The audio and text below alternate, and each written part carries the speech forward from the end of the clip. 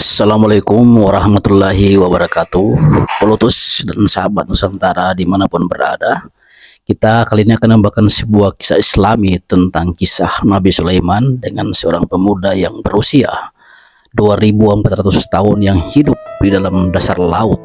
Pemuda tersebut dikisahkan berasal dari zaman Nabi Ibrahim alaihissalam dan masih terus hidup sampai pada zaman Nabi Sulaiman.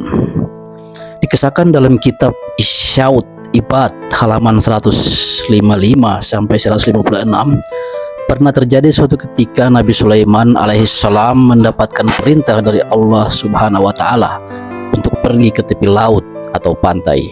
Di sana ia akan menemukan suatu hal yang luar biasa. Setelah mendengar perintah tersebut, Nabi Sulaiman alaihissalam berangkat menuju pantai beserta rombongannya yang terdiri dari golongan jin dan manusia. Sampai di pantai, Nabi Sulaiman melihat ke kanan dan ke kiri mencari tahu apa yang terjadi di sekitarnya.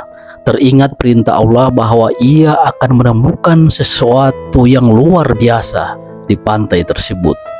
Beliau terus mencari tahu, menegakkan kepalanya ke kanan dan ke kiri. Namun apa yang beliau lakukan belum bisa menjawab rasa penasaran yang ada dalam pikirannya sesuai dengan perintah Allah yang disematkan dalam mimpinya. Maka Nabi Sulaiman pun memerintahkan jin iblis untuk menyelam ke dasar laut. Lalu jin iblis pun menyelam ke dasar laut mencari tahu apa yang terjadi di dalamnya. Beberapa waktu kemudian jin iblis keluar dari dasar laut dan menghadap kepada Nabi Sulaiman. "Wahai Nabi Allah, sesungguhnya saya sudah menyelam ke dasar laut yang sangat dalam. Saya mencari tahu apa yang terjadi di sana dan mencari ke kiri dan ke kanan, ke sana kemari, namun apa yang saya temukan, saya tidak melihat apa-apa di dasar laut yang istimewa." Kemudian menyelamlah lagi yang kedua kalinya jin iblis atas perintah Nabi Sulaiman. Namun untuk yang kedua kalinya juga jin iblis tidak mendapatkan sesuatu yang istimewa seperti yang diminta oleh Nabi Allah Sulaiman alaihissalam. Apa yang dikatakan jin iblis sama dengan pertama kali dia menyelam ke dasar laut yang ada. Akhirnya Nabi Sulaiman menyuruh salah seorang penggawanya, yaitu Asy Barqiyah.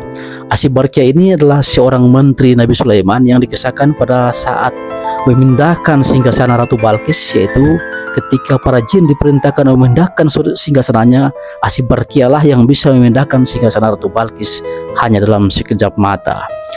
Karena itu Asy Barqiyah lalu berdoa kepada Allah, dan tiba-tiba di pantai tersebut muncul sebuah sinar yang bercahaya, dan dalam sinar tersebut ada sebuah kubah, ada sebuah benda yang berbentuk kubah yang mempunyai 4 pintu.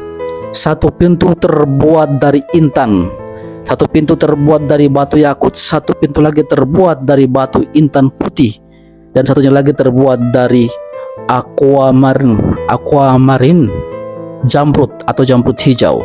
Semua pintu terbuka dan tidak ada satu tetes air pun yang masuk di dalamnya. Padahal benda tersebut berada di dalam laut yang sangat dalam, sama seperti 3 kali perjalanan menyelam jin iblis yang pertama. Lalu benda yang berbentuk kubah tersebut diserahkan kepada Nabi Sulaiman alaihissalam.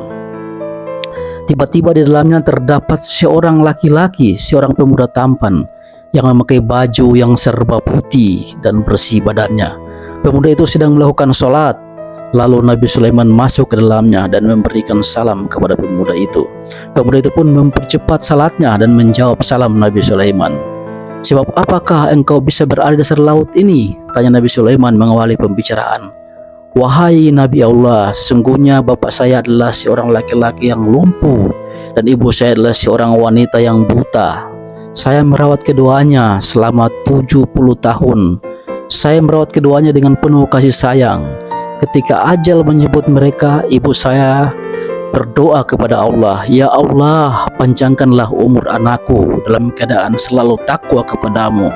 Ketika ayah saya wafat, dia berdoa kepada Allah, 'Ya Allah, tempatkanlah anakku ini di tempat yang tidak ditemukan oleh setan.'" Cerita pemuda itu kepada Nabi Sulaiman. Sejenak keduanya terdiam. Setelah saya Memakamkan kedua orang tua saya berjalan ke tepi pantai untuk menghilangkan kesedihan saya. Lalu saya melihat kubah yang bercahaya. Kubah tersebut sangat indah. Saya masuk ke dalamnya untuk melihat keindahan kubah tersebut. Lalu datanglah malaikat dari beberapa malaikat tersebut membawa kubah tersebut ke dalam laut, sedangkan saya berada di dalamnya. Ucap pemuda itu melanjutkan ceritanya. Pada zaman siapakah engkau mendatangi pantai ini? Tanya Nabi Sulaiman penasaran. Pada zaman Nabi Ibrahim alaihissalam, jawab pemuda tersebut.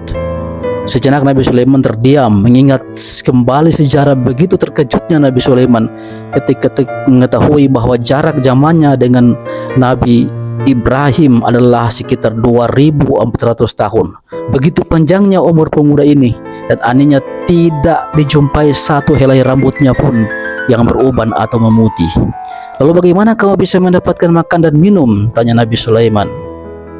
Wahai Nabi Allah, setiap hari datang kepadaku seekor burung yang membawakan makanan sebesar kepala manusia.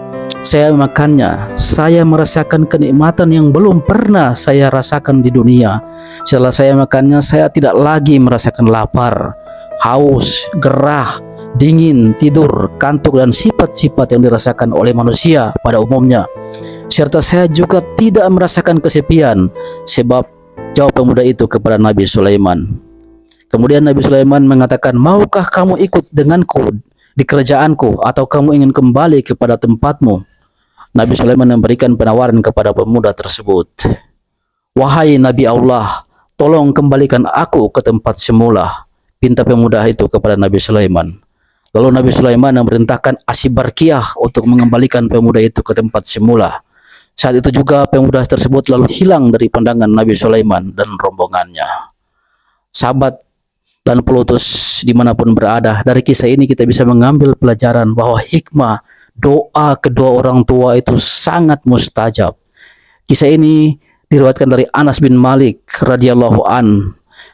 Nabiullah alaihi salam, Nabi Muhammad sallallahu alaihi wasallam bersabda, 3 doa yang mustajab yang tidak dilakukan lagi, yaitu doa orang yang dizalimi, doa orang yang berpergian, dan doa orang tua pada anaknya. Hadis Ibnu Majib. Karena itu kita sebagai anak seharusnya berbakti kepada kedua orang tua, minimal dengan tidak membuatnya sakit hati, atau syukur-syukur bisa mengingat mereka ketika mereka telah meninggal dengan mendoakannya setiap pagi dan malam. Demikianlah kisah ini, semoga dapat menjadi pelajaran bagi kita semua. Billahi taufiq hidayah. Wassalamualaikum warahmatullahi wabarakatuh. Kinatawan.